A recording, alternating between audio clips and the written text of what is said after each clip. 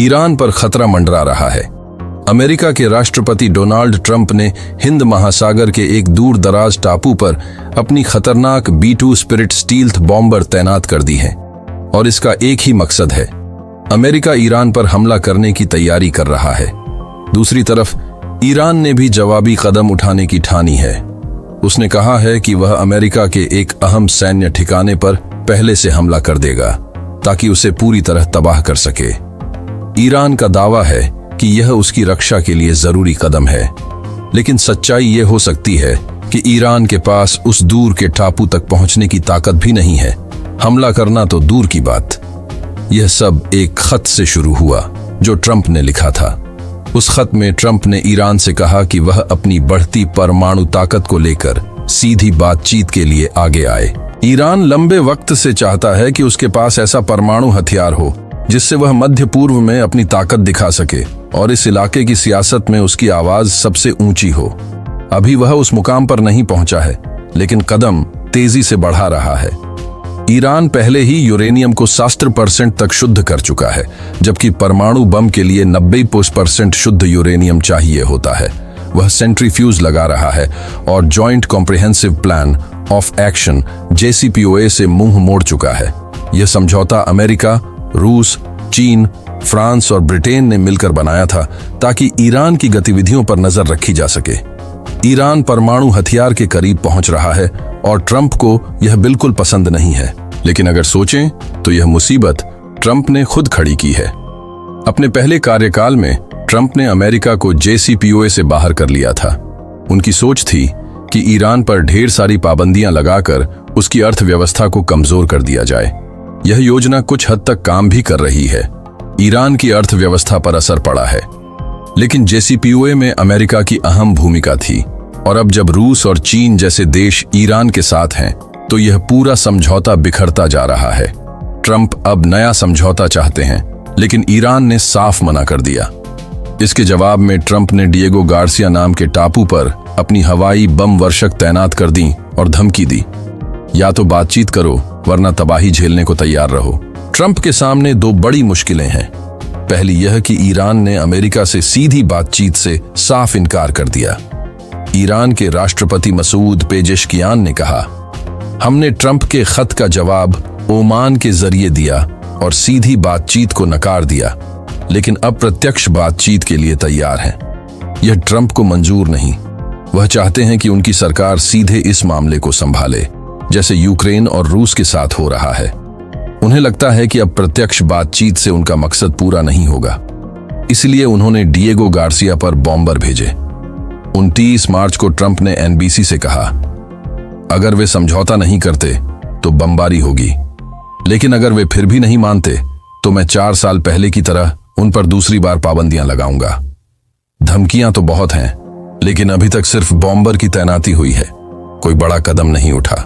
दूसरी ओर सबसे बड़ी मुश्किल यह है कि ईरान इन धमकियों को चुपचाप सहन नहीं कर रहा।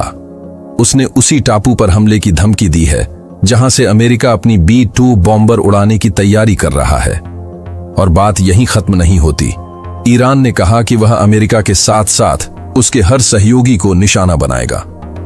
29 मार्च को ईरान के एक बड़े सैन्य अधिकारी ने ब्रिटेन के अखबार द टेलीग्राफ से कहा, अगर ईरान पर इस इलाके के किसी भी ठिकाने से हमला होता है तो हम ब्रिटिश या अमेरिकी फौज में फर्क नहीं करेंगे। जब वक्त आएगा तो अमेरिकी, ब्रिटिश या तुर्की सैनिक सब निशाने पर होंगे अगर उनका ठिकाना अमेरिका इस्तेमाल करेगा। यह सख्त चेतावनी थी।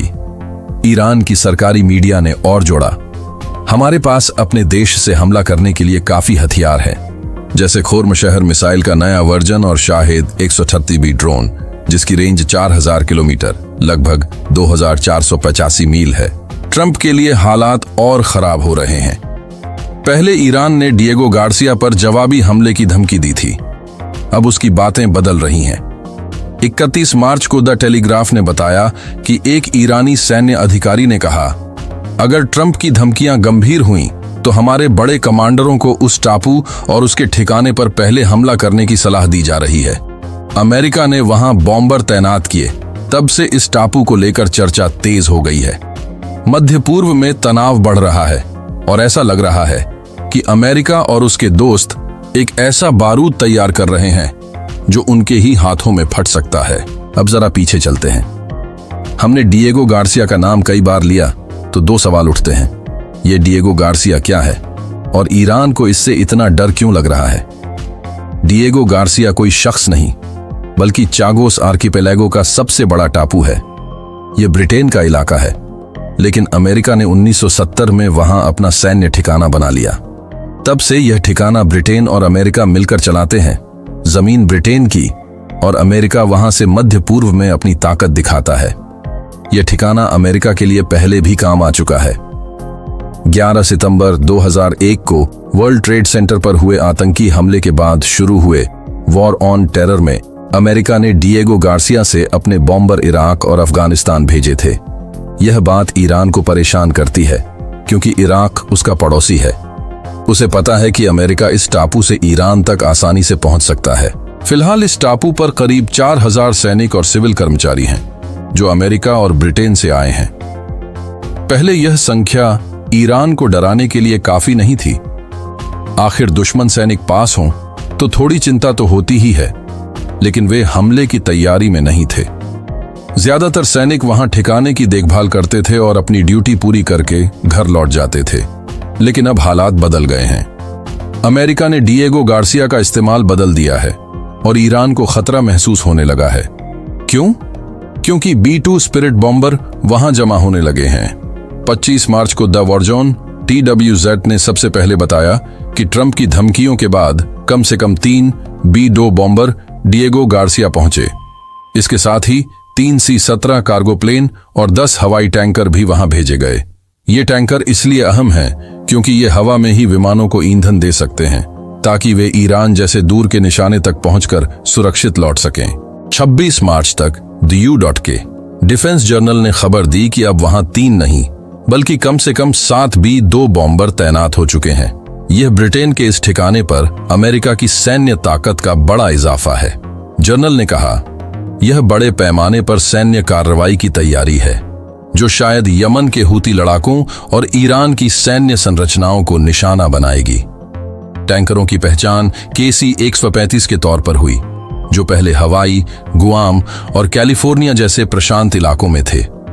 अब वे डिएगो गार्सिया पर हैं। ईरान का डरना लाजमी है।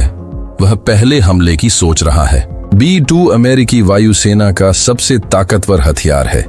यह स्टील्थ बॉम्बर पारंपरिक और परमाणु बम गिरा सकता है। 1999 में यह सेवा में आया और यूगोस्लाविया के खिलाफ नाटो के अभियान में इस्तेमाल हुआ। अमेरिका ने 21 B-2 बनाए थे, लेकिन अब 19 ही बचे हैं। 7 बॉम्बर का डिएगो गार्सिया पर होना मतलब अमेरिका अपनी 1/4 से ज्यादा B-2 ताकत ईरान को धमकाने में लगा रहा है। इस विमान का पंख 172 फीट चौड़ा है, ऊंचाई 59 फीट और लंबाई 17 फीट। इसमें 4 जनरल इलेक्ट्रिक F1 से 18 GE100 इंजन हैं, जो 17,300 पाउंड का जोर देते हैं। यह ध्वनि की रफ्तार के करीब उड़ सकता है और 6,900 मील तक जा सकता है। टैंकरों की मदद से यह दूरी और बढ़ जाती है। 50,000 फीट की ऊंचाई पर उड़ने की क्षमता इसे ईरान की ज्यादातर हवाई रक्षा से बाहर रखती है। ईरान के लिए सबसे डरावनी बात इसकी बम ले जाने की ताकत है। यह 80 MK 62 समुद्री बारूद 500 पाउंड ले जा सकता है, लेकिन ईरान को इससे चिंता नहीं। वह समुद्री लड़ाई की तैयारी में नहीं है।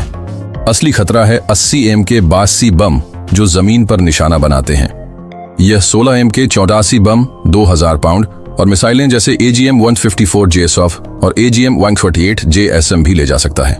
परमाणु हथियारों में यह 16 B-61-7, B-61-12 या B-83 बम ले जा सकता है। अगर अमेरिका गंभीर हुआ तो 8 B-61-11 बम 400 किलोटन भी लोड कर सकता है, जो ईरान के शहरों को तबाह कर सकते हैं। ईरान नहीं चाहता कि ये बॉम्बर उसके आसमान में दिखें, इसलिए वह डिएगो गार्सिया पर पहले हमले की सोच रहा है। लेकिन सवाल यह है, क्या ईरान ऐसा कर सकता है? डिएगो गार्सिया ईरान से करीब 2538 मील दूर हिंद महासागर में है। अमेरिका के लिए यह दूरी कोई मुश्किल नहीं। B-2 इससे 2 गुना उड़ सकता है और टैंकरों के साथ ईरान के किसी भी कोने को निशाना बना सकता है। लेकिन ईरान के हथियार इतने ताकतवर नहीं। एक ईरानी अधिकारी ने दी टेलीग्राफ को बताया कि उनके पास खोरम शहर 4 मिसाइल है, जो मई 2023 में पेश हुई।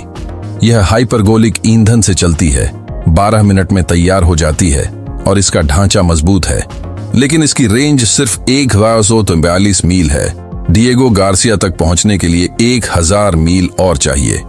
ईरान के पास इससे लंबी रेंज की मिसाइल नहीं है। नौसेना से मिसाइल दागना भी उसके बस की बात नहीं। फिर अधिकारी ने शाहिद 136B ड्रोन का जिक्र किया, जिसकी रेंज 2485 मील है। डिएगो गार्सिया तक पहुंचने के लिए काफी। ये ड्रोन जहाजों से भी छोड़ा जा सकता है, लेकिन इसकी रफ्तार सिर्फ 115 मील प्रति घंटा है, B2 से बहुत कम। अमेरिका इसे आसानी से हवा में मार गिरा सकता है। डिएगो गार्सिया की हवाई रक्षा भी इसे रोक सकती है। ईरान की वायुसेना भी कमजोर है। ग्लोबल फायर पावर के मुताबिक यह दुनिया में 20वें नंबर पर है। इसके पास 552 विमान हैं, जिनमें 188 फाइटर जेट हैं, लेकिन ज्यादातर पुराने हैं। मिसाल के तौर पर F4 फैंटम II 1978 का है। यह 1750 मील उड़ सकता है, लेकिन स्टील्थ नहीं है। अमेरिका इसे आसानी से देखकर नष्ट कर देगा। F-14 टॉमकैट और F-5E भी पुराने हैं। रूस और चीन से मिले विमान भी 1960 के दशक के हैं। नौसेना में भी ईरान कमजोर है। इसके पास 107 जहाज हैं, लेकिन कोई विमान वाहक पोत नहीं। 25 पनडुब्बियां हैं, पर ज्यादातर 1982 की सोवियत तकनीक की है। ये जमीन पर हमला नहीं कर सकती। ईरान बड़ी बड़ी बातें कर रहा है, लेकिन उसके हथियार डिएगो गार्सिया तक पहुंचने में नाकाम हैं। अगर उसने हमला किया तो अमेरिका और ब्रिटेन जवाब में क्या करेंगे? आप क्या सोचते हैं? अपनी राय बताएं।